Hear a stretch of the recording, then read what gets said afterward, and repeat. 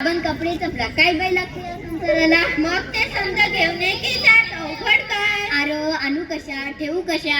आता तर समजा वस्तू कॅरी बॅग मध्ये देतात की. अहो तोच तर मोठा घोटाळा आहे. कसा काय कसा काय कसा काय? कॅरी बॅग भरून आणावी, वस्तू वतून डब्यात भरावी, कॅरी बॅग फेकून द्यावी म्हणजे झालं. त्या कॅरी बॅगा संध्याकाळी तळकतात, समध्या नाल्या तुडून भरतात अन सांडपाणी येतं रस्त्यावर. काय सांगता काय बाई? मग ध्यानात येत की नाही? म्हणून म्हणते मला बाजाराला जायचं नाही, मला बाजाराला जायचं नाही. का ग बाई का ग बाई का ग बाई? अहो माझी हरणी दुधाची म्हैस. आता तिले काय झालं? अहो माझी हरणी ती मला सोडून गेली. कुठं? जंगलात की अरण्या? नाही हो, ती मरून गेली. कशा काही मेली तुझी हरणी? तिच्यासाठी तू का गाती रडगाणी? का नाही केली तू औषध पाणी? ते तर सांगते मी. प्लास्टिकच्या कॅरी बॅगा तिने चारागत चघळल्या, तिच्या पोटात गेल्या म्हणून तिचं मरण चढवलं. तिचे बिचारे रडलं दुधावातीच्या लेकराचं तडपडलं. प्लास्टिकचा कचरा हेच कारण, जनावराचं ओढतंय मरण.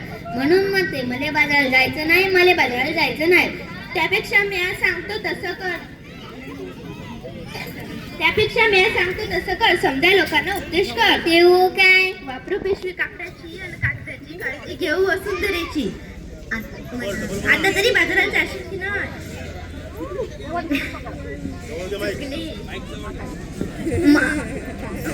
वय पण मी प्लास्टिकची थैली आता धरणार नाही. मला बाजाराला जायचं आहे, मला बाजाराला जायचं आहे. चला चला बाजाराला चला, कापडाची थैली घेऊन बाजाराला चला. चला चला बाजाराला चला, प्लास्टिकची थैली घेऊन बाजाराला चला.